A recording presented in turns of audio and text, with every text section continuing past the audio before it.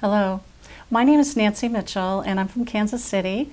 I was to be part of the Kansas City team and be with all of you today, but I broke my foot in 2 places, and after going to the doctor we decided that I would stay home, let my foot heal, and I have this opportunity to share a little bit of my perspective on the Kansas City story via video.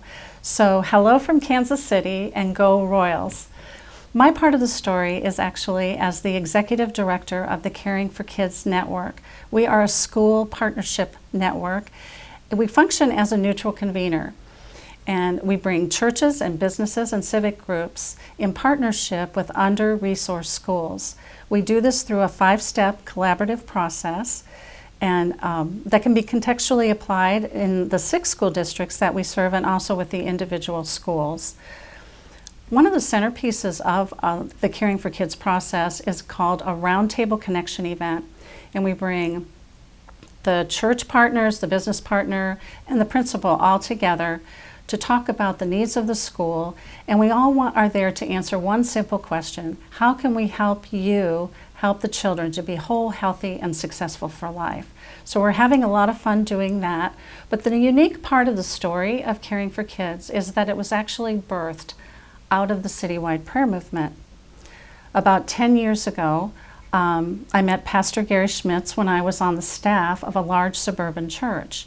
He shared the dream in his heart for Kansas City, and that dream had 3 parts to it.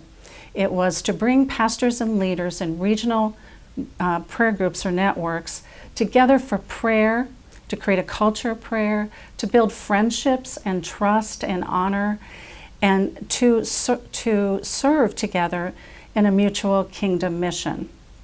This idea and this dream so captured my heart that I eventually left my job on the church staff in order to serve in the Citywide prayer movement.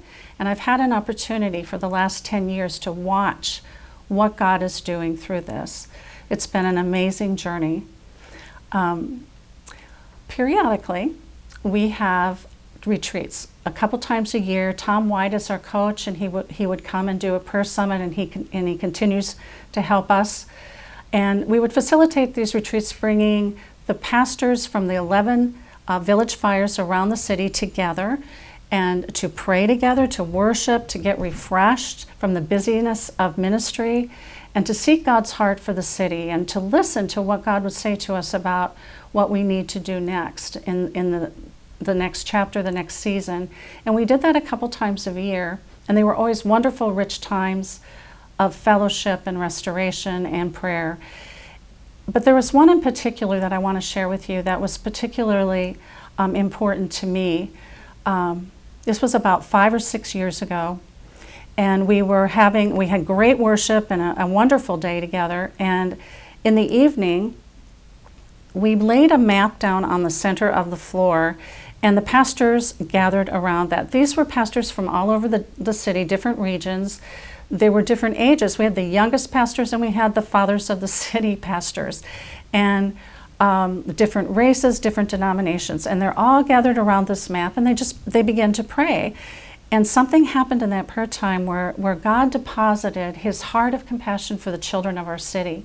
And they began to pour out their hearts before the Lord, just cry out to the Lord for the injustice in the urban core, for the children, for the fatherlessness, for marriages that were broken.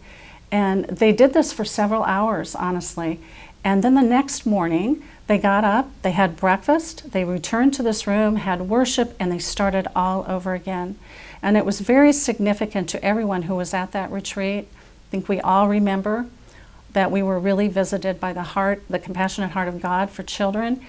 And I remember one particular prayer that just stuck with me all of these years. And what this prayer was, this leader said, "Lord, fill us with your compassionate heart for the children of our city and the injustice. Make it exceed our personal pain and offense." And I thought to myself, such a humble prayer was going to be answered by the Lord, that his heart would be more important to us than any pain that we personally experience or offense with one another. I want to return to the story about Caring for Kids. We've been on the ground for 2 years formally, a few years before that, but what we discovered is that doors began to open. And I believe the seeds for those doors opening and the strategies and the process that we're currently using came out of that place of prayer and petition before the Lord for the children of our city. I believe Elevate KC, the seeds were planted in that same place where pastors were praying and leaders were praying and the intercessors were praying for our city. And I believe we're seeing the fruit of that. And Caring for Kids has been able to get into schools that were previously closed. Favor, open doors has come out of the prayer movement. We currently are in 110 schools. We currently have about 104 churches and 56 businesses.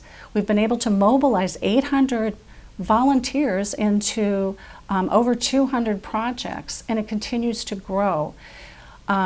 We believe the fruit and the impact is in direct relation to having birthed out of the prayer movement and being sustained in the prayer movement. For what God births, it needs to be sustained in that place of prayer for fresh creativity and fresh strategies and new open doors, so we can continue to make impact and to go through the entire city with the love of God.